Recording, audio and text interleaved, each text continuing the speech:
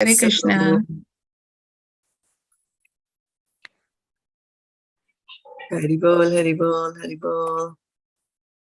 Okay, Danvas, dear devotees, thank you so much for joining our call here on Facebook, as well as joining us on Zoom, and those of you who are watching us on YouTube. So this is a Friday evening, and you decided to come here to this class. You had a choice of doing so many other things, but you chose this, so which is amazing. And we can congratulate ourselves on making a wonderful decision there. So we'll now go deep dive into our Bhagavad-gita. Do we know what verse do we have today? Yes, Mataji. 522. Yeah, it's a very 22. famous, yeah, it's a very famous verse. And we'll start getting into that just after we finish these prayers to the spiritual master.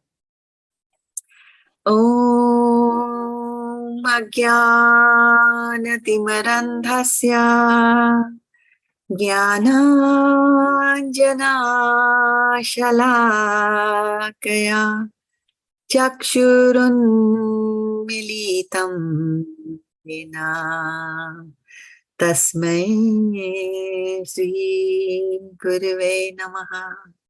Shri Chaitanya Manobhishtam Stapitam Yena Bhutale Swayam Rupa Kadamahyam Dadati Swapadantikam Vandeham Sri Guru Sri Yuta Padkamlam Sri Gurun Vaishnavamscha Sri Rupam Sagrajatam Sahagana Lalita Shri Vishakhanvitamscha He Krishna Karuna Sindhu Dinabandho Jagatpate Gopesha Gopika Kanta Radha Kanta Namastute Tapta Kanchana Gorangi Radhe Vrindavaneshwari Vrishabhanu Sute Devi Pranamami Hari Priya Vanchukalpatarupyascha Kripa Sindhubhya evacha Patitanam Pavanebhyo Vaishnavebhyo Namo Namaha.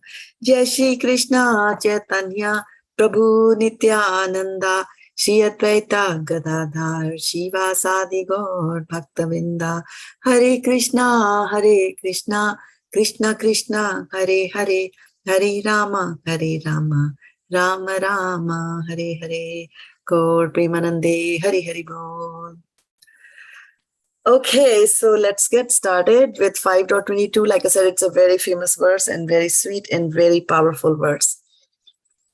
So let's bring it up now on our screens, and I'll have to find where it is on my screen unless I closed it. It looks like I did.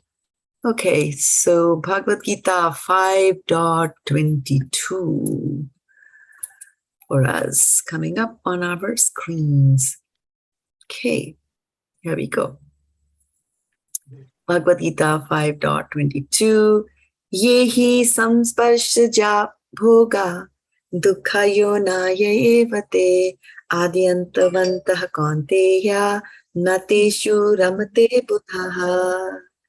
Yehi saṁsparśa-jā bhogā duḥkha-yonaya evate ādy-antavantaḥ kaunteya teṣu ramate budhaḥ.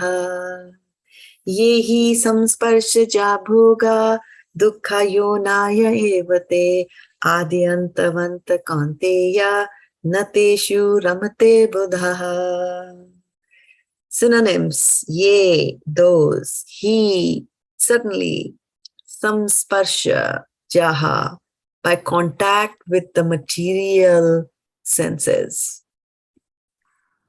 bhogā, enjoyments; duḥkha, distress; yonayaḥ, sources of; eva, certainly; they are; ādi, beginning; anta, end; vantaḥ, subject to; kaunteya, O son of Kuntī; na, never; teṣu, in those; ramate, takes delight; budhaḥ, the intelligent person.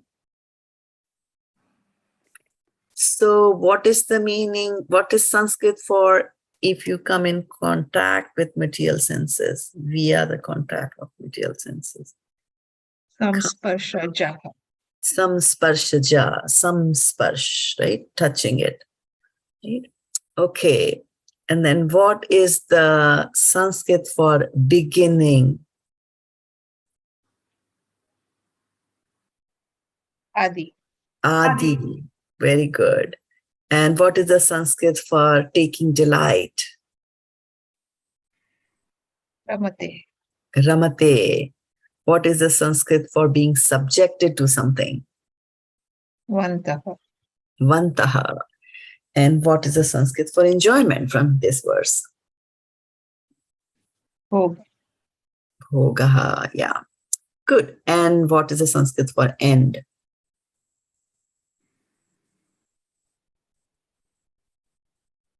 Anta. End. Anta. Anta. Ādy-antavantaḥ to kaunteya, right? So, and then what's the Sanskrit for intelligent person? Buddha. Budhaḥ, right? Budhaḥ, not Buddha. Budhaḥ. Budhaḥ. Okay, so Buddha means intelligent person. So where else in Bhagavad-gita do we hear the word Buddha?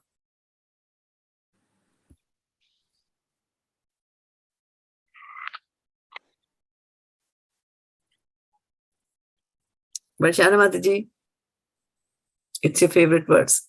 10.8. 10.8, correct. And what is 10.8?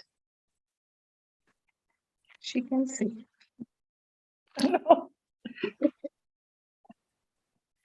Aham sarvasya. Asya Prabhu. Sarvam parvartate iti matva bhajante maam Bhajanti buddha bhava Bhava Samanditaha. Buddha bhava samandita. So here Buddha is there also, right? The intelligent person knowing that Krishna is the source of everything, they will do his devotional service, right? So,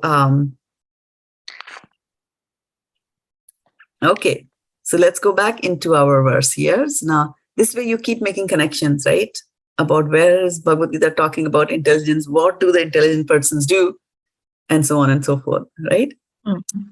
Okay, so let's go here. Translation. An intelligent person does not take part in the sources of misery, which are due to contact with the material senses. O son of Kuntī, such pleasures have a beginning and an end, and so a wise man does not delight in them.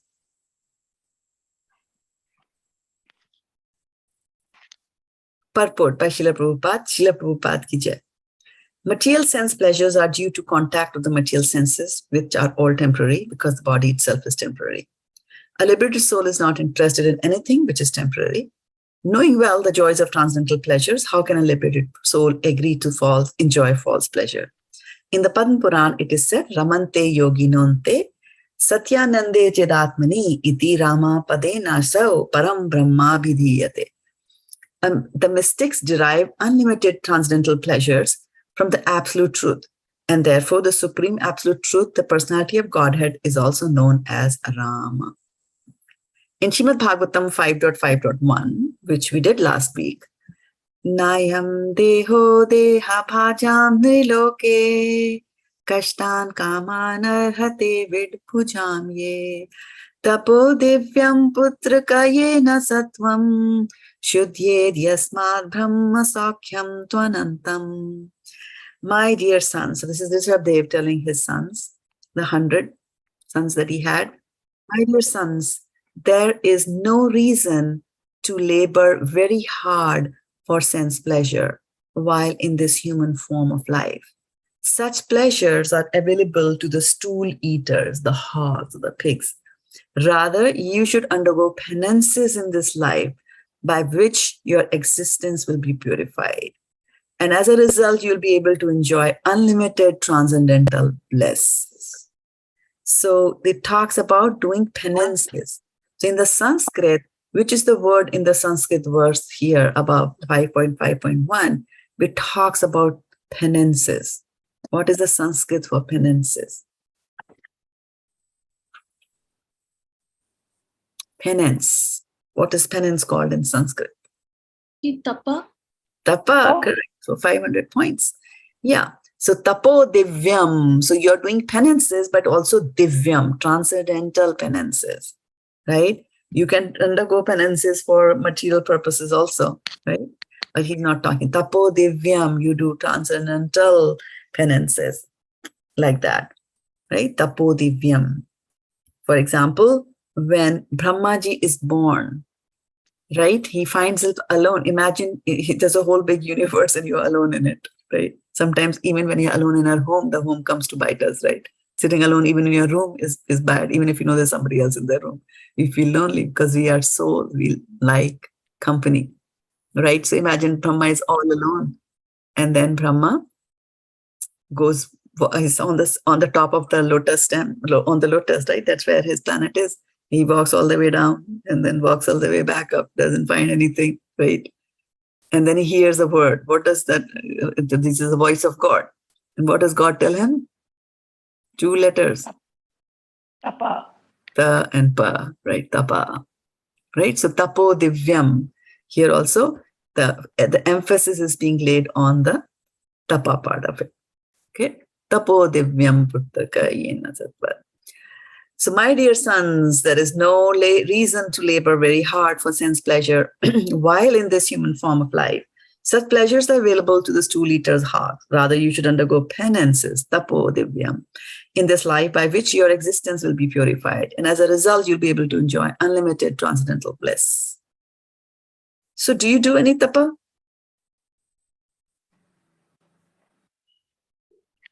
Chanting the holy name of the Lord. It's a tapa, right? Some days it becomes so difficult. It seems like a tapa, right? Fasting, Mataji. Huh? Fasting. Fasting, yeah. Yes. Yeah. Yeah, we do that. And so tapo, we do that tapa all the time. We're doing the tapa. For example, if a Mataji is cooking in the summers in the kitchen for making bhogā for the deities, that is tapo divyam. Right? So a student working very hard for studying, so that he can become rich, that is tapa, but it's not necessarily divyam, right? So here, tapo divyam is being talked about. Therefore, those who are true yogis and learned transcendentalists are not attracted by sense pleasures, which are the causes of continuous material existence. The more one is attracted by sense pleasures, which are the causes of, the more one is addicted to material pleasures, the more he's entrapped by the material miseries. That's it. How do you like the word entrapped? Terrible. Hmm? It is terrible. Getting trapped into the material things is terrible, Mataji. Sydney, how many ways do we feel we are trapped? We are all entrapped. We are all entrapped. Where? The material world. In this world. Yeah, first and foremost, you are entrapped in this material body. You cannot go out. Utkramantam. I cannot step out of the material body at my wish, right? Sometimes like, oh, there's so much of pain in my leg. Can I just move out of the body and then come back? I'll come back in 15 minutes when the muscles are less, a little bit relaxed. No, it doesn't happen. Yes, Mataji. But the next moment we forget that what was the previous moment, and then again we want to do something. That is true. That is very true. Yeah, that is very, very true, right? But what here he's saying, yehi saṁsparśa-jā bhogā duḥkha-yonaya evite ādy-antavantaḥ kaunteya na teṣu ramate budhaḥ. So what he's saying here is that this material pleasure, yehi saṁsparśa-jā bhogā, right? So saṁsparśa, the material senses touch, right?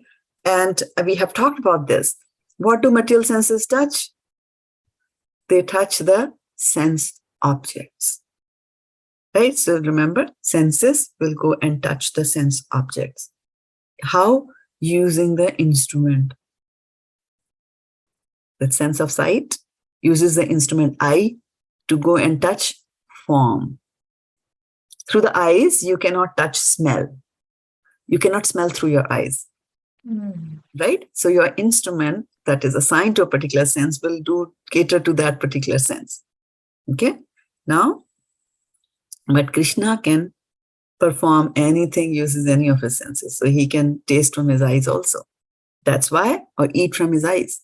So that's why when he just looks at your bhogā, that becomes prasadam. It doesn't disappear, right? Imagine Krishna, you offer bhogā to Krishna and he eats all of it. You're like, now I'm 2 rasgullas short of what I made for the family. So he's merciful. He doesn't do that. He just looks at your bhogā. So saṁsparśa. And I had also said that, that these senses, these are roaming. So in Bhagavad-gita 2, it talks about like, even one of the roaming senses of a person who is trying to control them, one of the roaming senses. So these senses are roaming. So what else, what else roams? Our cell phone, right? When you go out and suddenly you find you went out for a drive and you went past to the mountains and it's like, oh, I don't know. I didn't even talk to anybody. Why did my cell phone discharge? The battery's gone down. Why does the battery go down? What was the cell phone doing at that time? Where is the signal? Where is the signal? Where is the signal? Similarly, the senses are also looking. Eyes are looking. Where is the beauty? Where is the beauty? Where is the beautiful thing for me to look at? Right? Tongue is looking for, where is something nice for me to taste? Where is something nice for me to taste? So these senses always are trying to reach out and they're trying to touch the sense objects. They are made that way. Their idea is they're wired, they're designed that way to go and get all the information and present it to the soul. Because the souls have been put in this material world because we wanted to enjoy independent of Krishna.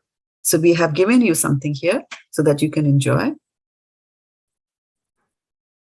But ādy-antavantaḥ kaunteya, right? They're saying that there will be an end and there will be a beginning and an end to this pleasure, right? So the interesting thing, so the question then is, there is a beginning and then there is an end to this pleasure. Why does that pleasure end? And why does it have a beginning? Right? It's a very, very simple logical deduction we can make here. That why does it have a beginning? Because the senses have to go and touch the sense object before the pleasure can begin. For example, if I put some gulab jamuns over here, can you taste it? No, right? No. You cannot taste it. So you have to, the gulab jamun has to come in touch with your sense organ, which is the tongue. Right? And then you can taste it. That is how the body is wired. Right? And we had talked about the fact that the mind imagines pleasure. Imagines pleasure. Right? So the senses have to first get in touch with the sense object. That is why for your pleasure, there is a beginning. Then why is there an end to the pleasure? Right? So first is, we look at it from different ways, right? First way to look at it is that you enjoy, your senses went and touched the object, you're enjoying it. Okay? Now, senses are temporary or permanent? Permanent, Mataji, because every time there will be senses. Any other answers? Mataji, senses are temporary. With the body, the senses also go away. Correct. Who said that? Oh, in that sense. In that sense, yeah. Thank you, Preeti. Yeah. So the senses also, the senses are temporary, right? And what are the senses touching? The Sense material world. The sense objects, right? The material world is full of sense objects, right? Yeah. And is it temporary or permanent? Temporary. Temporary, right? So the senses are temporary, the material world is temporary. So if your pleasure has got a ādi, has got a beginning, there is bound to be an end. Either the material world will disappear because there is the universal cataclysm, right? Pralaya has come, everything went away, right? Or the senses itself will end through death. So there'll always be a pleasure, the end to that pleasure, right? But Now, to make... As soon as we have the body, the senses will be there. It's not that you have the body and senses are gone. It Body cannot is happen. senses.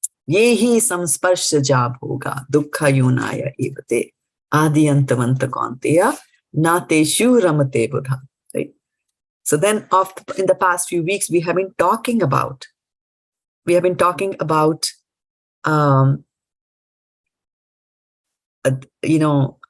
senses, sense pleasures, so on and so forth. Ādy-antavantaḥ teṣu ramate budhaḥ. Right? We have also been talking about Chitraketu. Right? Did anybody remember the story of Chitraketu? And did he have ādy-antavantaḥ? What was his pleasure? What was his pleasure? What was the beginning? What was the end? He wanted to have a son, Harshashok.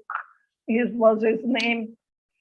And finally, he dies because the poison was given by the other wives.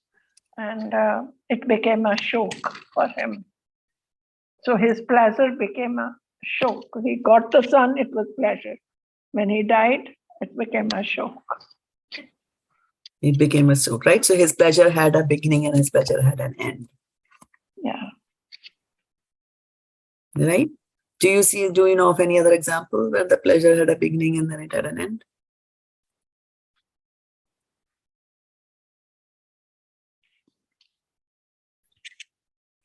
Every day, Mataji, we eat food, start eating, we enjoy Correct. the food.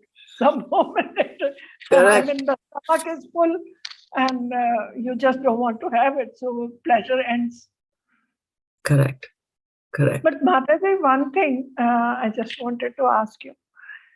I just felt just now that it never ends, in the sense that when I die, I carry my false ego, I carry my mind. So Mataji, in the next birth also, I'm carrying it with me. Yeah. Yeah. How much more bad can it get? Yeah. Tell me. Yeah. You're very right. So what can be done? So that is a good thing. To have found that out is a good thing, right? Yeah, Mataji, thanks to the acharyas and the scriptures that they have told us, but still we don't, abide by these instructions. Yeah. And we still don't abide by that, right? So very interesting thing that you brought up the word scriptures, right? So scriptures are very powerful. And I know there's a lot of controversy going on about some movie where Bhagavad-gita was portrayed very badly. And one of the commentaries that, just one word stuck my mind, and that was that scriptures have to be given respect, right?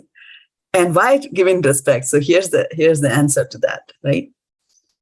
So sometimes when the government, comes up with some projects, right? The big hue and high, and based on that project, you got elected, you became prime minister, president, whatever you became. And then that project failed, right? And so when the project failed, then now the government is answerable, right? Government has to prepare reports on all the projects that they do. So there'll be a hush-hush thing. They'll try to bury it. Okay, fine. Let's not talk about it. Let's do whatever, right? Sometimes we also do as Matajis. There's a big party and we have a plan and we try one new dish I'm going to make.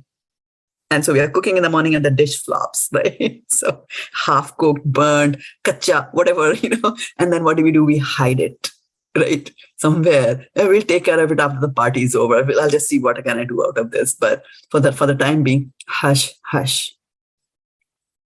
Right? So this hush, hush, there's a lot of hush, hush in this material world.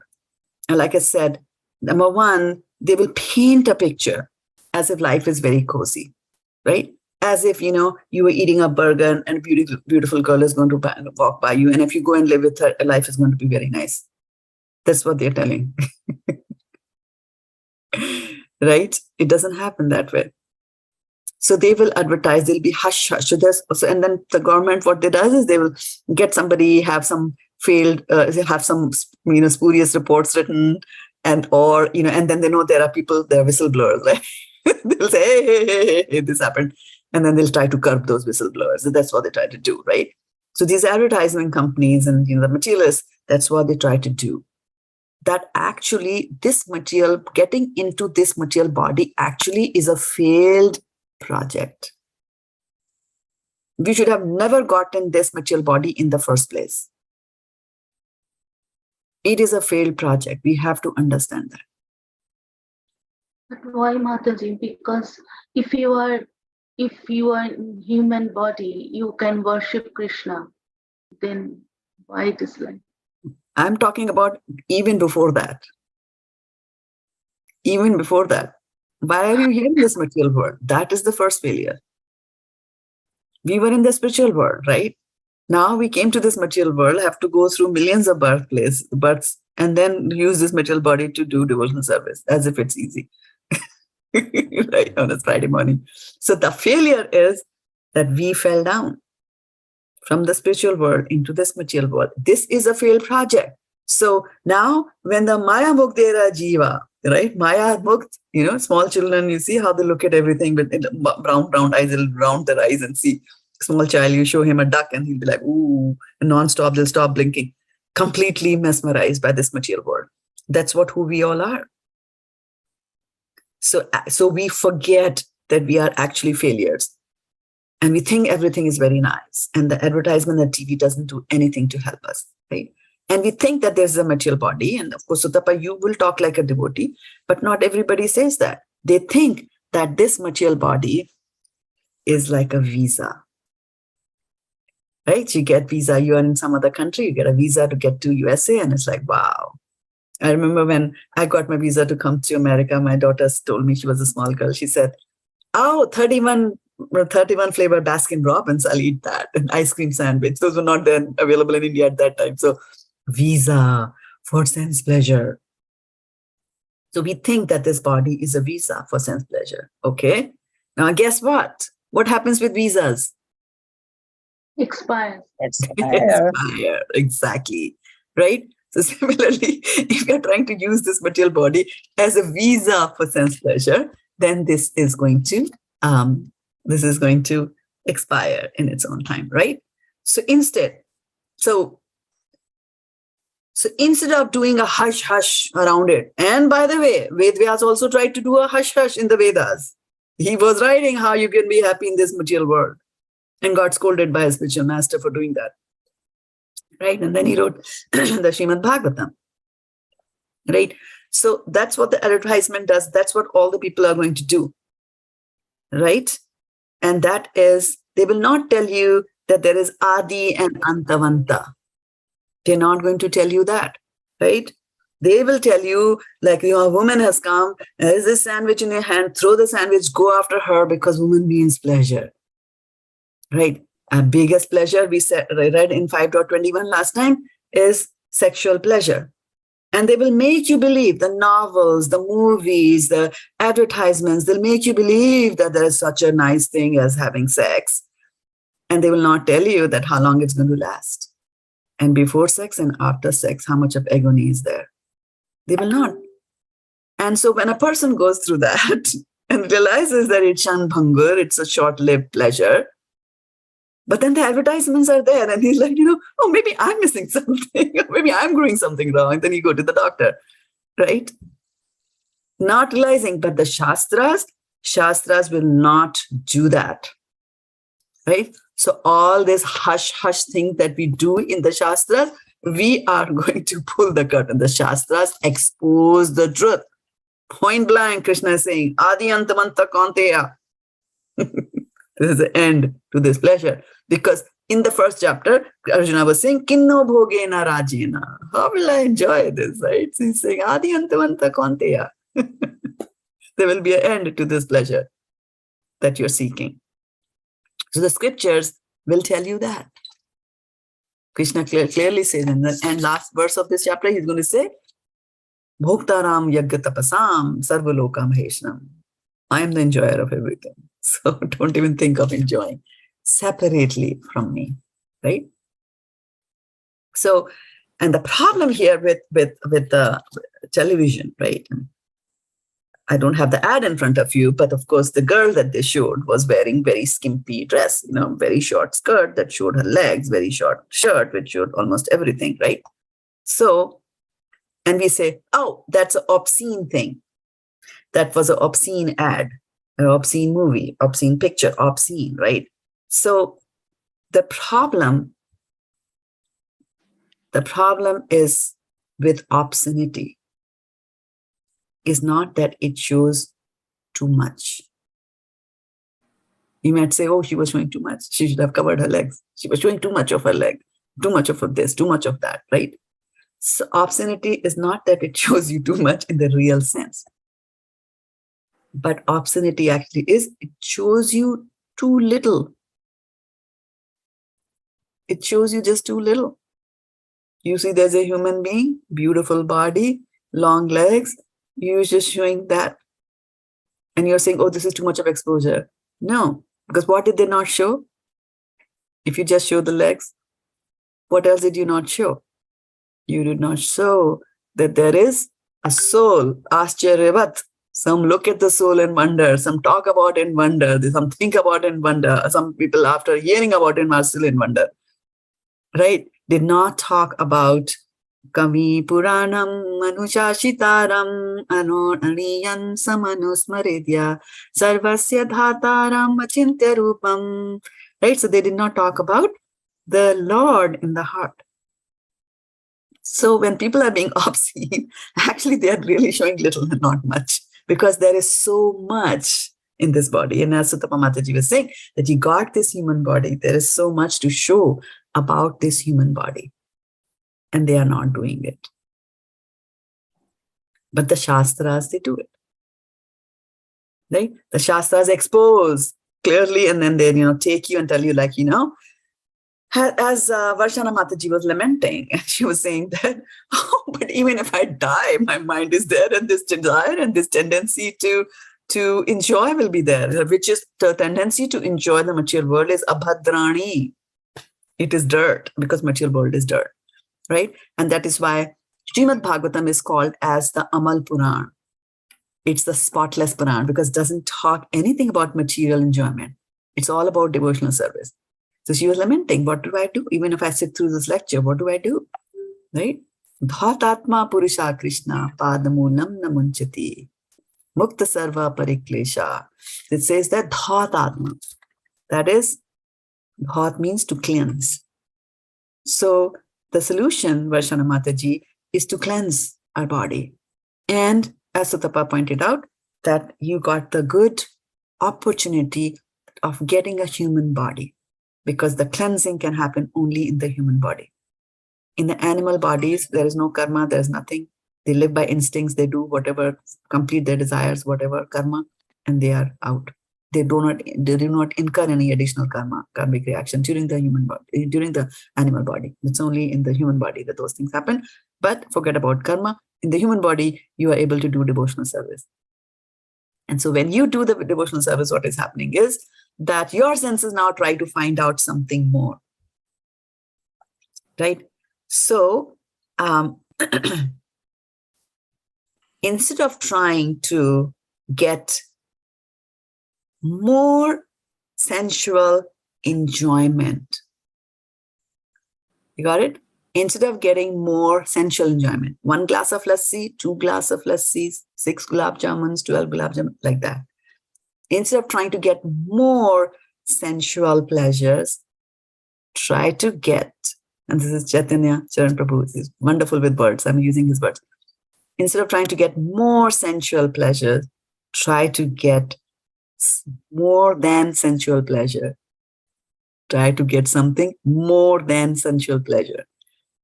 And of course, in our Bhagavad-gita, we have Vishaya vinivartante niraharasya dehina rasavarjam rasopyasya param drishtva nivartate. So what does it mean? That these senses are there. They are wired to seek out and look for objects of enjoyment, right? And they think that a beautiful woman is the best thing, right? But look at the devotees. They say, where is Radharani? Where is Radharani? Where is Radharani? They won't look at Radharani, right? So use your senses. Let them roam. But they have to roam in the right direction. But if you just curb them like that, they will go here and there. The desire will still be there. As Varshana Mataji pointed out, their desire will still be there. Next body, I'm going with my mind to the next body. Again, the desire will start, right? Actually, because of the desire, we'll get another body. And so here what they're saying is that rasavarjam rasupyasya param drishtva nivartate. But if you find a higher taste, then you'll give up the lower taste automatically without you even knowing it. Right? And Vaisheshika Prabhu in one of his lectures gives a very nice example, an incident that he witnessed when he went to Toronto. And so he had gone to Toronto, and it's cold in Toronto, but yet the people do Harinam Sankirtan. There, it's cold. They will wear heavy jackets, and they jump really high and really hard because you have to stay warm, right? I'm just kidding. So they do all that. So this Kirtan was happening, and Maharaj was, just coming out of his car or whatever, and then going to join the Kirtan. So he was looking at the Kirtan happening from a far distance, and he saw that there were people playing, there were singers, there were some people distributing books and all that. And then, then he saw that a devotee reached out to a woman who was, smoking. She had a cigarette in her hand, and she was smoking, and just casually watching what's happening and what's the crowd doing, like that. And then this bhakta walks up to her and gives her the mantra card, right? So she looks at the mantra, and now, she gets a little bit alert. And then after some time, she figures that out, that whatever is written in the mantra is what they are singing. So now that she's familiar with the words, then, she starts to sway a little bit. And she has a cigarette in her hand, and she's swaying a little bit. She's swaying a little bit here and there, right? So this went on, and Maharaj was not noticing her. And after some time, he noticed that the woman, she threw away her cigarette, jumped into it, and then she started dancing. So this is param drishtva nivartate. You find a higher taste. When you find the higher taste, the lower taste gets thrown automatically. You don't have to worry. Like he threw the sandwich. Correct. Yeah. Like he threw the sandwich, but there'll be ādy-antavantaḥ kaunteya. He found what he thinks is a higher taste, right? But the real taste, right? So how do we get that? How will we get that? Right? Shushusho chaddadhanasya vasudeva katharuchi syan mehat sevya vipra punyatirtha nishemana. Those of you who are reading the Bhagavatam these days in the Adhik Mas, this is from the chapter, Canto 1, chapter 1, verse now, chapter number 2, Canto 1, verse, chapter 2, right? So this is verse number 16 there. So what it says is that you should first have Kona Kuriyat Katha Rachim, right? It says that, who will not want to listen to the Krishna Katha? Oh boy, there are billions who don't want to listen to Krishna Katha, right? So how do I develop that desire to listen to Krishna Katha? And why is it important to listen to that, right? So when you want to listen to Krishna Katha, that want or that desire, if you don't have it, then how will I get it? Syan mehat sevya vipra. It says that you do service to the vipras, to those who are devotees. You start that by serving the devotees. And by serving those devotees, whatever you do, menial work you're doing, whatever work that you're doing for the devotees, your desire to listen to Krishna Katha will grow. And this is where the spiritual world and the formula of the spiritual world are very different, and the rules of spiritual world are very, very different from the rules of the material world, right? In the material world, it was like, how can I make that connection? I went and did the dishes from somebody's home. Why will it make me want to read and listen to the Srimad Bhagavatam? Tell me, right? But the laws of the material world, or the spiritual laws, are very, very different, right? And the more that you listen to Krishna Katha, the more your Krishna consciousness is going to grow. Vaisheshika Prabhu gave a formula some years ago. Does anybody remember the formula? KK is directly proportional to KC. KK is Krishna Katha and KC is Krishna consciousness. So the more you listen to Krishna Katha, the more you'll become Krishna conscious. And then that desire first to listen to Krishna Katha will come from seva. Okay. So then what happens once you start listening? Shunvatam swakatha Krishna. When you hear the Krishna Katha, Sunvatam Swakatha Krishna, Punya Shramana Kirtanaha, Ādy-antavantaḥ hi abhadrani, vidhunoti shruhitsatam. So Varshana Mataji, that's the formula for your lamentation. That what am I going to do if all the desires are going to go there? No. Ādy-antavantaḥ hi abhadrani, whatever material desires are there inside the heart, they will go away if you constantly listen to Krishna Katha. And that is the way. That's the way to go. That is the higher taste that we all should develop. Unless and until we don't develop that higher state, nothing's going to happen. Good is going to happen to us, right? People might think that, and the world might advertise that sex pleasure is the best. But what did we read last week? About Yamunacharya. What did he say about sex? He used to spit at it. Spit at it, exactly. He said, whenever the thought comes that I should go near a woman, I spit at that thought. Can you imagine how much abhorring he found that? And you can compare that. So this is scripture, and this is a person who's speaking from the scripture. Right? So he's busting the bubble that this material world is very happy, that I'm going to enjoy this material world. Everything is going to be happy like that. No. Right. So we have to listen to Krishna Katha and we have to go towards bhakti. Right? Otherwise, we'll be in a very dire situation. And I'd like to bring a few things from the Srimad Bhagavatam here in connection with that. And before I go there, I'll just do a little bit of a reminder because you might, I can tell the story otherwise also, but this is a learning class. So we want to learn a little bit more and more from the Srimad Bhagavatam, right? So let me bring up a slide here. And how do I show the slide first to you? Okay. Let me see, right? I might have some challenges. All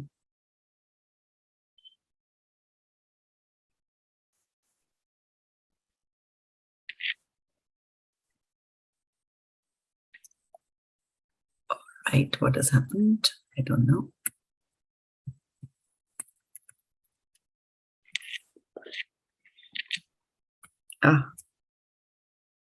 It's not working, sorry. I'll have to get rid of that. Sorry about that. Okay, let's see.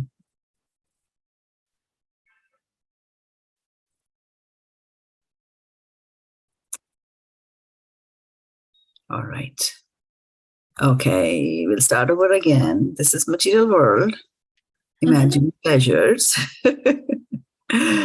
Okay, one more. Okay, this time I will not do this thing. Let me try it one more time.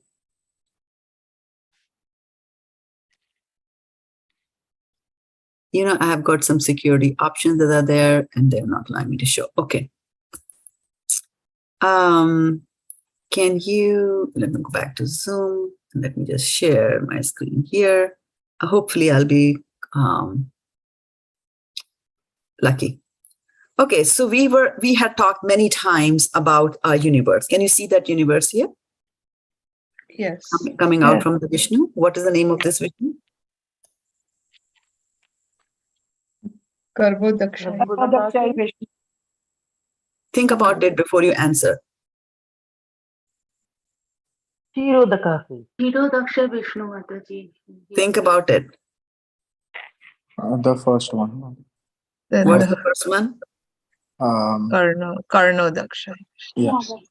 Karanodaksha. Yes. Karan, he's living, seated in the Karan ocean and not Garbhodaksha.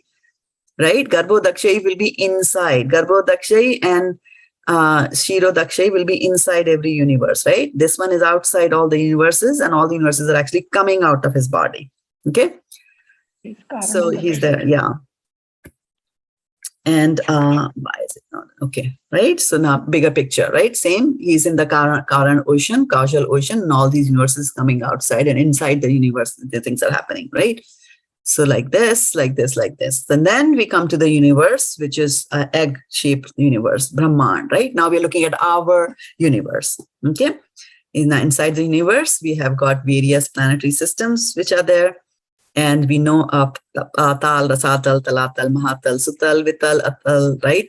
And then we have these middle planets over here. And then we have Mahaloka, Janaloka, Tapaloka, Satyaloka. And this is the Bhuloka, our middle planetary system, right? And so over here, this area is also called as, in short, as Bhumandala, right? And we had talked about the Bhumandala. And I will stop this over here and show you another slide. And let me see which is there. Yeah, let me first show you this. I think I should have showed you this. Return to meeting, share the screen. Okay, come on. Okay, once you start sharing, it kind of goes crazy. So yeah, this picture I wanted to show you. Maybe I won't go into the presentation mode because it goes crazy, but nonetheless, let me try to share my screen here with you. Okay, yeah. So remember, we were showing one stacked on the top of other, starting from Patal Loka, all the Patal, Rasatal, Talatal, and then Bhumandala in the beginning, or Bhulok in the beginning, and then we have Janlok, Maharlok, Tapalok, Satyalok, like that on the top, right? So we are focusing on where we are. Okay, so if you look at the middle side of it, then this is how it is. And we had talked last time about the islands, right? And we said island is a piece of land surrounded by water. And our concept always is like island of Australia or Ceylon as an island. You see a little piece of land and it's surrounded on all sides by water. But here, our concept in our Bhagavatam brings and opens our eyes to what a dweep can also be. For example, these annular rings that you see over here, these are also islands because they are surrounded by liquid on either side. So that this one can also be an island because there's liquid here and liquid here, like that, right? So that way there are concentric circles, and each circle is separated, or rings, and each ring is separated by some fluid, and they will tell you, what is there. Yogurt ocean is there, and then, different kinds of oceans are ghee ocean, water ocean, wine ocean, milk ocean. The different kinds of oceans are there. But here, we are here in this Bhumandala. We are right in the middle of it. So there are 7 dweeps. They have got different names. So we are in the dweep number 1, starting from the center of it, which is called the Jambu Dweep. An interesting thing about the Jambu Dweep is that there is a mountain of gold. As you can see, if you look at the dweep, if the dweep is this wide, the height of the mountain is also the same. And I don't know how much clarity you can see, but the mountain is wider on the top and less wide at the bottom, which is opposite of what we see in our world. But anyway, so this is what it is. This is the Jambu Dweep area, right? So I'm going to now go inside the Jambu Dweep, right? Just to make it a little bit more interesting for you to see how does the Jambu Dweep look like. Okay, so let's go back again to our slide share and share the screen. I think I have the right one here. Okay, so here it is, right? So this is our Jambu Dweep, right? Surrounded by a salty water ocean. And then this is the Golden Sumeru mountain that I was talking about. And as you can see that this island, in this circular island, is actually also divided into pieces. And how it is divided into pieces is with the help of these mountain ranges. So there is Nila mountain range, the Shwet mountain range, Shringavan mountain range, there's Gandhamadan. So sometimes you hear stories about, for example, who is that? Gajendra, right? The Gandhamadam Parvat, we saw it, right? He was moving around in the Gandhamadam. So where was Gandhamadam? It is here. Gandhamadan is over here, right? Similarly, there's Malayavan, there is Nishad mountains, Himakut mountains, and there's the Himalayas, right? So inside this Jambu Dweep, where we live is the Bharatvarsha. So this is our area over here, Bharatvarsha. And then there's Himalayan mountain ranges. And then beyond this is the Kim Purusha, right? And that is where I want you to keep your focus on the Kim Purusha Varsha. So each one of these, how the Bhumandala has been cut into pieces by the mountain ranges. So each of this slice is called a Varsh. So this Varsh, Kim Purusha Varsh, Bharat Varsh, Hari Varsh, and all so on and so forth. And people live in all the Varshas over there. So when we use the word Kim Purusha, right? Something we have to understand about the word Kim Purusha. Purusha means what? Enjoyer. Yeah, that's a Sanskrit. That's a spiritual meaning. But in general, if you say Purush, what do you understand? Man. Man, right? Kim, so when we say Kim means kahan, right? Kim means kahan, where. So when you say where is the man, right? So Kim Purusha means where is the mind? Where is the man? Where is the man? So when you look at something that looks like a man, but it's like, it doesn't look completely like a man. Where is the man? So Kim Purusha is like Hanuman. They are half men and half some other animal. Or mermaids are like that, right? That we hear. So Kim Purusha. So we have got Kim Purusha verse. So Kim Purusha verse is where Hanuman and all his associates live. After they do their pastimes here, where do they go? They are there. Because Hanuman has got Ichamrityu, right? He lives wherever, as long as he wants to live. So in the Kim Purusha, and so in all these varshas, different people will be worshipping different forms of the Lord, right? For example, Bharat Varsha is famous for Nar Narayan, right? Kaunteya is being worshipped in Hari Varsha, so on and so forth, right? There is a Varsha where Prahlad Maharaj is there with his associates. So all these pastimes are going on. But we'll focus here on the prayers that are being offered in the Kim Purusha Varsha, where there'll be Hanuman and all that, right? So who was Hanuman's Ishtadev? Lord Ramchandra, right?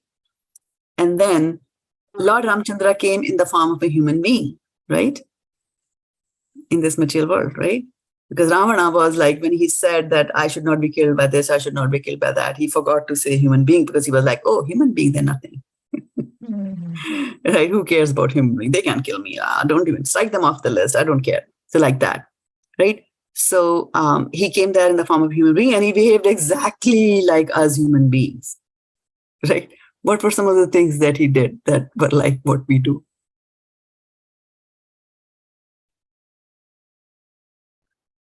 He cried for wife, Sita. Correct, for 500 points. He used to cry for his wife.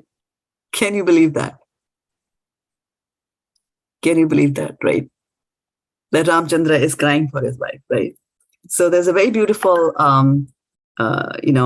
prayers that Hanuman and his others will say. So I will just bring those prayers up from the Bhagavatam here so that we can relish those prayers all together. Think this is the one. You see 19. Yeah. So then Hanuman is praying and he's saying that it was ordained that Ravana, chief of the Rakshasas, could not be killed by anyone but a man. And for this reason, Lord Ramchandra, the Supreme Personality of Godhead, appeared in the form of a human being.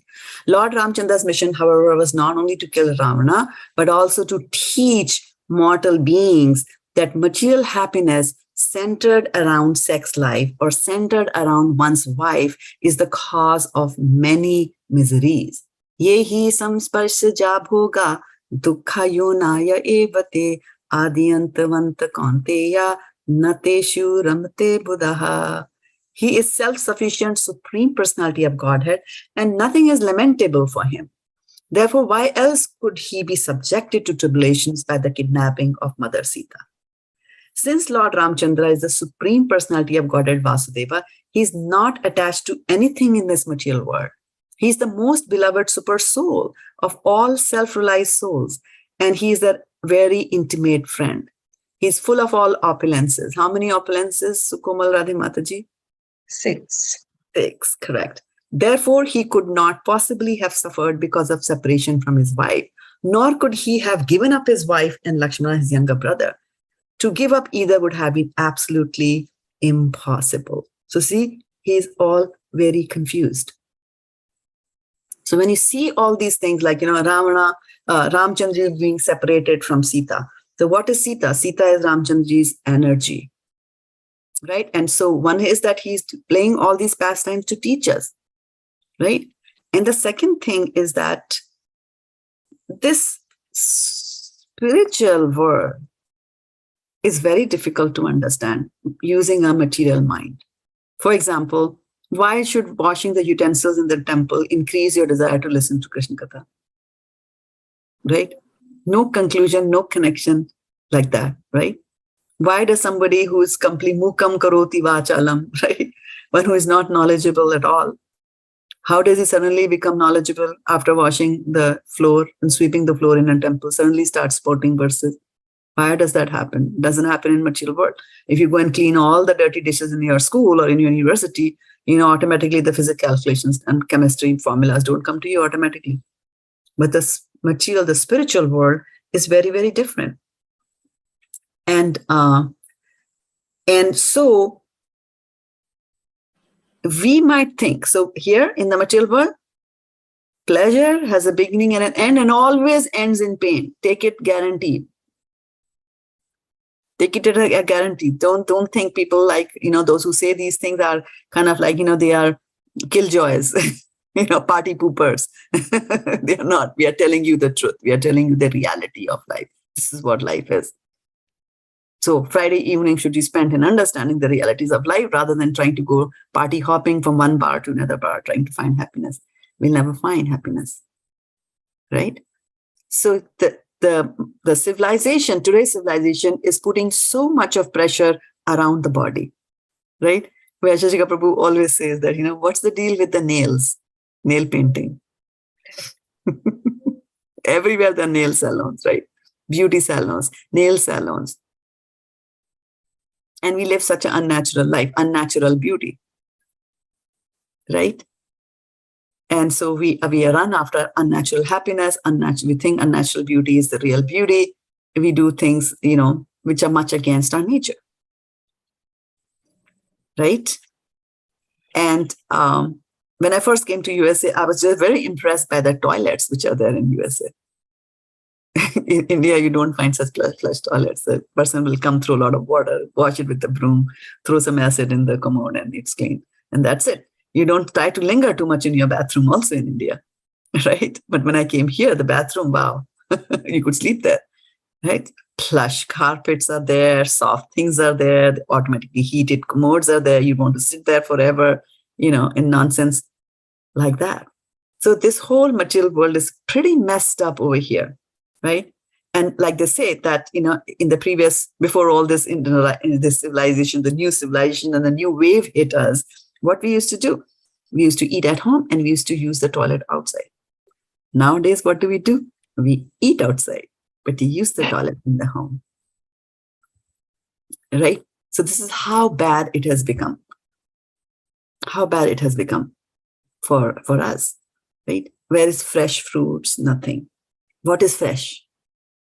You go buy it from Safeway, that is fresh. You think that is fresh? It was already broken 30 days ago. It was transported in a cart.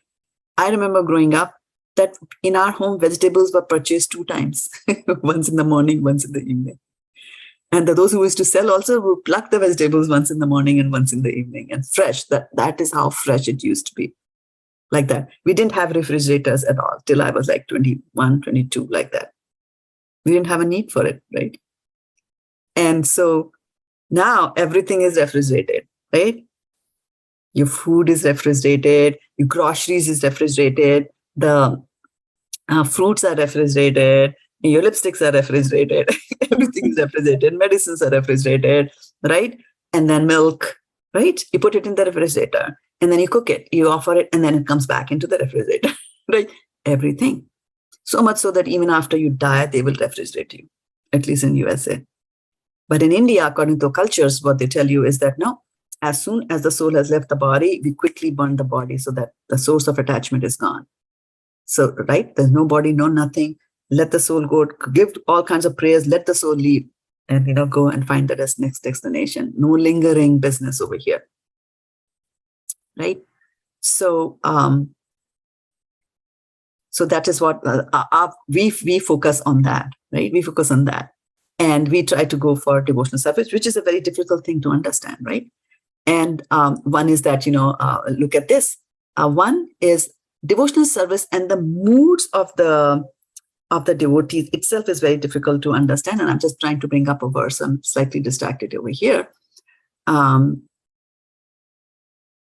So they, for example, we think that Ramchandji is panicking for his wife. He's playing, he's crying for his this and that, right?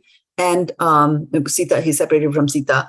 And well, there's a lesson for all of us to understand and take away that, don't do that, right? But apart from that, if you look at it from Ramchandji's perspective, he's enjoying, because that's a spiritual relationship.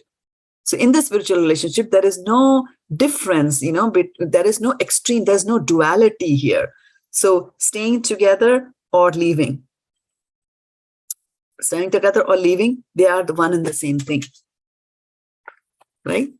And whereas in the material world, there are people sing love sonnets on how they're separated and the pain is there. And I remember there was this couplet when I was growing up. It was, and I'll translate that for those who don't understand Urdu. It said, "Do waqt badi mushkil se guzre, do waqt badi mushkil se guzre, ek tere aane se pehle, ek tere jaane ke baad." Right? So why? Because we understand saṁsparśa-jā bhogā. We only understand that when the senses have to touch the sense object, that is the pleasure. If they are not there, before you came, I wasn't happy, and after you left, I am happy, right? But in the spiritual world, it is not like that. In the spiritual world, whether you're united or whether you're separated, you will still have that enjoyment, right? And the classic example of that kind of a love and enjoyment in separation, although you might find them weeping, are the gopis of Vrindavan, right? Krishna left them. And then they stayed back in Vrindavan. He went and met them after a very long period of time, right? And what are the gopis singing? Right?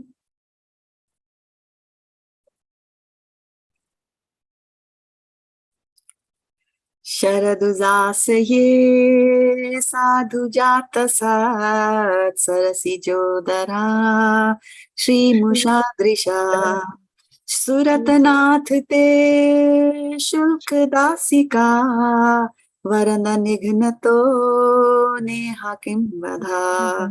So this guy has left them, and here they are singing, "O Lord of Love." We would call somebody who did something like that as a Lord of Love, we will call him a debauchee, right? In beauty, your glance excels the world of the finest, most perfectly formed lotus within the autumn form. O bestower of benedictions, you are killing the maid servants who have given themselves to you freely without any price. Isn't that murder?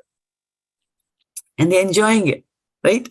So Nishulka Dasika means free maid servant. Now, are we Nishulk Dasikas or not of Krishna? How much money does the temple pay you to wash the dishes? Nishulk.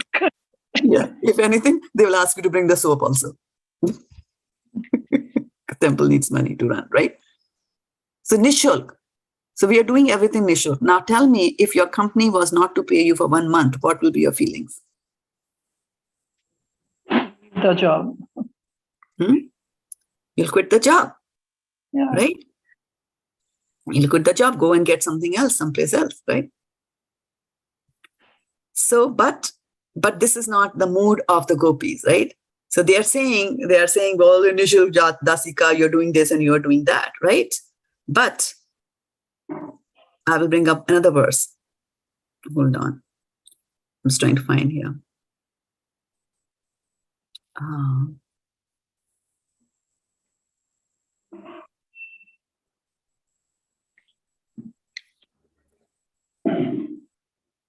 Last time also we had read one where they were criticizing Brahma, right, for giving them eyelids because their devotional service, they could not have uninterrupted thing, right? Yeah. So after saying to him this and that, and you are Nishulk Dasika, you are your Nishulk Dasikas, and Nehakim Vadha, you are murdering us, right? So look at their mood. So they seem to be so controversial in their feelings, right? First you call him a god of love, and then you're saying you're a murderer.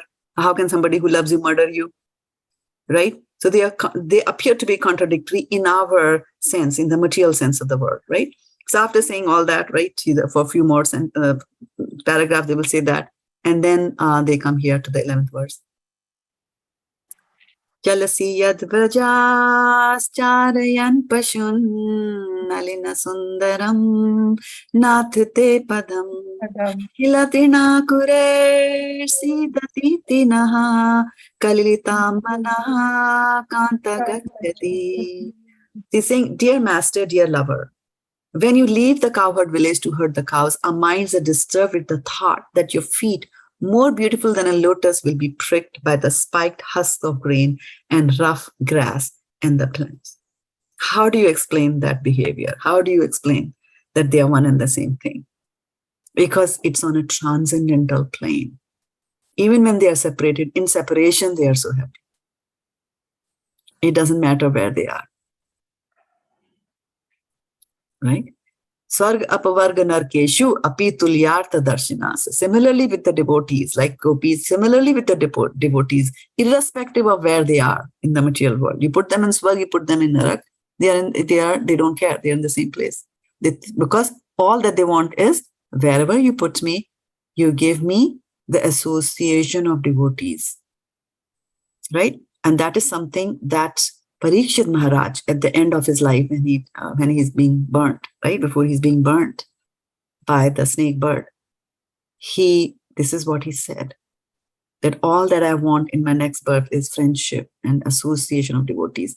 Vritasura, aham hare tava paday kamula dasanu daso bhavitashmi bhuyaha. So he says that all that I want is to be friends and to get the association of the servants of you, right? And all that I want is that my body, Hidva, Granita, they should all, my body, my mind, my words, everything should just be engaged in doing appreciation of you, oh my Lord, right? And that's all they want. And that is what actually, if we go back to our verse from the last time, and how do I go back to the verse from my last time? Let me share my screen here. So 522 is where we are today, right? So 522 is telling that yehi saṁsparśa-jā bhogā duḥkha-yonaya ebite ādy-antavantaḥ kaunteya na teṣu ramate budhaḥ.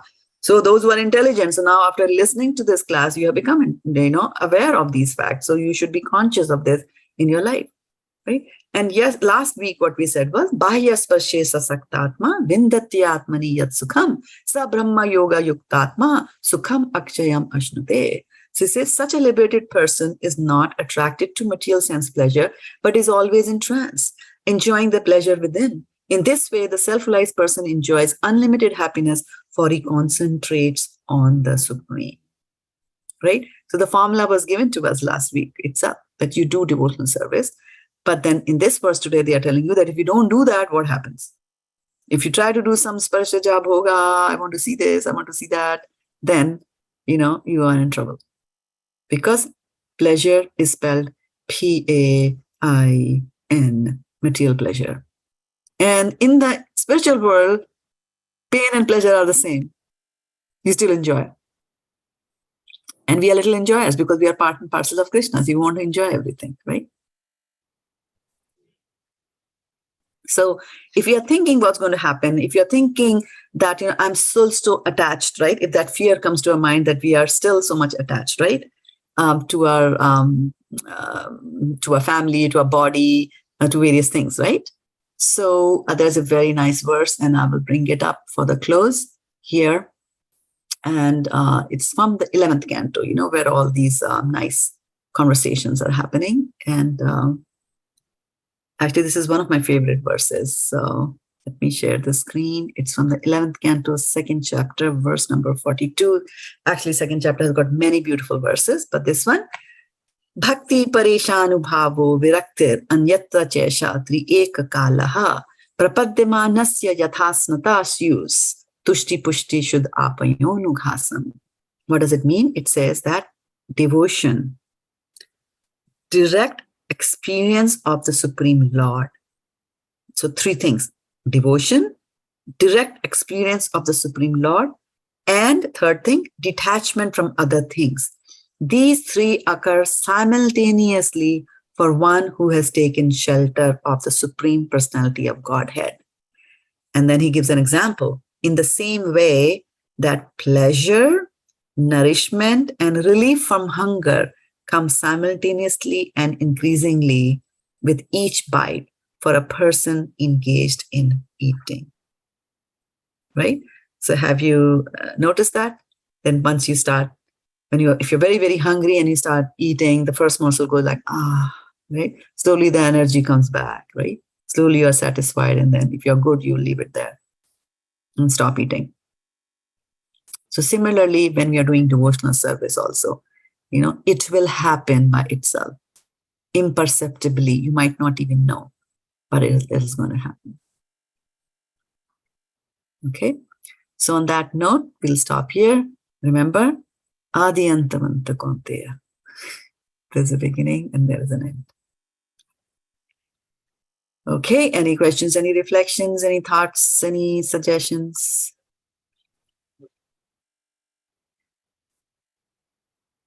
We got a revision today. Our old concept of Karna Dakshai, Chiro Dakshai, and Garbho Dakshai Vishnu. And KK is directly proportional to KC. Correct, yeah. Correct. And Gopi Geet, you sang, and Vritasur, analogy, Dasanudas. Right, So, right. Yeah, it's and then important. service only will give us increase in hearing Krishna Katha. Right. Desire. Yeah. Thank you, Mataji. Very nice class. Thank you for listening so attentively and so as to be able to repeat whatever was said. Yeah, thank you for that, for paying attention. That's how you pay me for these classes. Pay attention. Yeah. How many of you are doing chapter 15 of Bhagavad-gita in this Adhik Mas? Are you all reading it every day? Yes. 1, 2, 3. Of course, those who have got videos on, I can know. Those who don't have videos on. And how about divinity and divine service, the chapter from Bhagavatam? Mataji, which chapter is that? First canto, second chapter, 1.2, divinity and divine service. Mataji, we are Bhagavatam every day. Sorry? We are reading Bhagavatam every day. 1.2? No, we are reading approximately 41 to 50 shlokas every day. That you do 12 months, right? Yeah, but this month we have to do. This month there is a little bit extra, right? Mataji, if you listen to chapter 15 of Bhagavad-gita, that same. will also... Yeah, it's the same. So Srimad Bhagavatam Bhagavatam 1.2. Yes. Whole chapter 34. Okay. Yes, and Meera Mataji is... I heard chapter canto 10 something. Is that also? Well, there is no limit to Adhik. No. Adhik. You can do as much as you want, right? But the instruction that we got from Vaishika Prabhu was that you should do 15 chapter and you do this, and anything else is a bonus that you do on top of that. 1.2. So 1.2 is better, right? So I'll just recite the Sanskrit for you so that you get a taste for it, and then you start reading it from next, right? So it'll take about 6 minutes, right? So just be patient here. Vyas uvacha iti saṁsparśa-jā vipranam roma-harshanihi pratipujya vachastesham pravaktum upachakrame. Let me just go into the advanced mode so that I just show real quickly just what is relevant here. I don't want the translation or purport or the synonyms. I'll keep the Hindi for those who like the Hindi. Okay?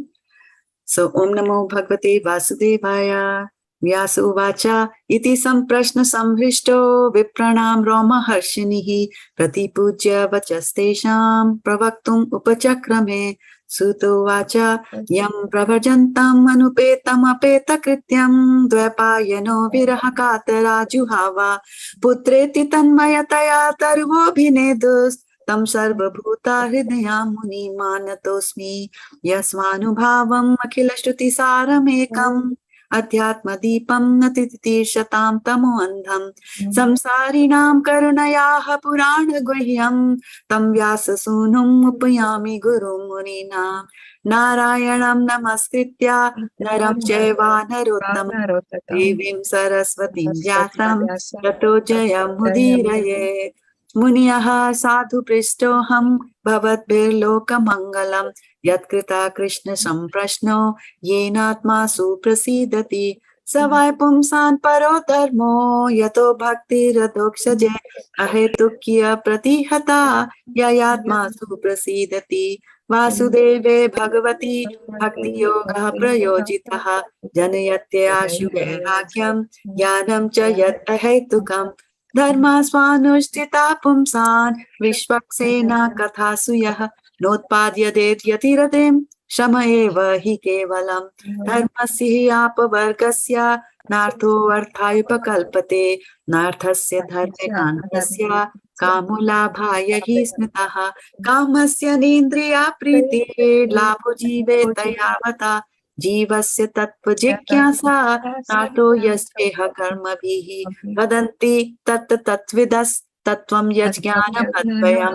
ब्रह्मेति परमात्मेति भगवान् इति शब्दते तच्छब्दधाना मुनियो ज्ञानवैराग्ययुक्तया पश्यन्ति आत्मनि चात्मानं भक्त्या श्रुतगृहीतया अतः पुंभिर्द्विजा श्रेष्ठा वर्णाश्रमादिभागशः स्वानुष्ठितस्य धर्मस्य संसिद्धिर्हरितोषणम् तस्मादेकेन मनसा भगवान् सात्वतां पतिः श्रोतव्यकीर्तितव्यश्च ध्येयः नित्यदा यत् अनुयासिना युक्तः कर्मग्रन्थि बन्धनं चिन्तन्ति गोविदास्तस्य को न कुर्यात् कथारते शुश्रूषोषदानस्य वासुदेवा कथा रुचि महत् सेवया विप्रः पुण्यतीर्थानि सेवनात् शृण्वतां स्वकथा कृष्णः पुण्याश्रवणकीर्तनः हृदयस्थो हि अभद्राणि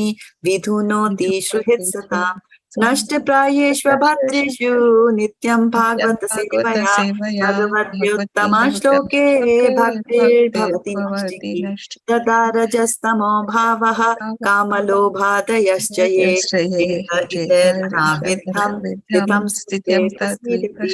एवं प्रसन्नमनसो भगवद्भक्तियोगतः भगवत्तत्त्वविज्ञानं मुक्तस्य जायते विद्यते हृदयग्रन्थेषु सर्वसंशयाः यन्ते चास्य कर्माणि दृष्ट्वा एवात्मनीश्वरे अतो वै कवियो नित्यं भक्तिं परमया मुदा वासुदेवे भगवती कुर्वन्ति आत्मा प्रसादने सत्यं रजस्तम इति प्रकृतेर्गुणास्तेर् युक्ता परा पुरुषा एका इहास्य धत्ते स्थितादे हरिविरिञ्चि हरेति संज्ञः श्रेयांसि तत्र खलु सत्त्वतरोर् निर्णाम सुयुः पार्थिवातारुणो धूमस्तस्मादग्निमया तमस्तस्तु रजस्तस्मात् यद्ब्रह्मदर्शनं वेजिरे मुनियो ठावे भगवन्तं मधोक्षजं तत्त्वं विशुद्धं क्षेमाया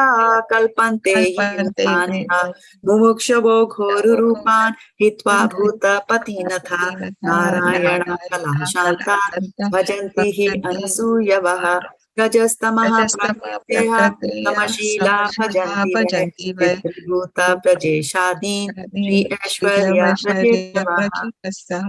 वासुदेवा परावेदा वासुदेवा परामखः वासुदेवा परायोगा वासुदेवा पराक्रियाः वासुदेवा परं ज्ञानं वासुदेवा परं तपः वासुदेवा परो धर्मो वासुदेवा परा गतिः स एवेदं प्रजाग्रे भगवान् आत्ममाय सद्रूपे वाचासो गुणमयः गुणो विभुः Taya vilashiteshu guneshu gunamaniva antaha pravishta bhati vijnanena vrijamritaha yatahi avaito mahme narishye kasma yonishu naneta bhati vishvatma bhuteshu chattatha mahan asavurmayer bhave bhuta sukshmendriya nirmiteshu nirvishto bhunte bhuteshu tadguna bhavyataiva satyena lokan ve loka bhavana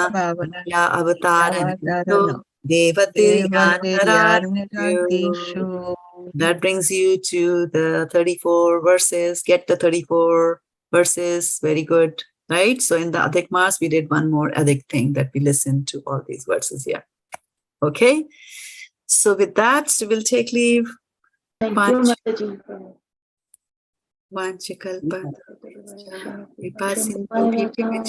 Patitanam Pavanebhyo Vaishnavebhyo Namo Namaha. Gaurvanande Hari Hari Hari Bol. Hari Bol. Thank you, Shraddha Mataji. Thank you. As always, the best. I will be in Khyati Mataji's and Neeral Prabhu's home tomorrow, and I will broadcast this from there also. So if you have time, you can attend. Otherwise, this is always recorded. So if you can come in person, nothing like it. They will be very happy for that. Yeah, thank you so much. Yeah, please consider our request. Thank you so much. All right. Thank you. Hare Krishna. Okay, take it. Hare Krishna.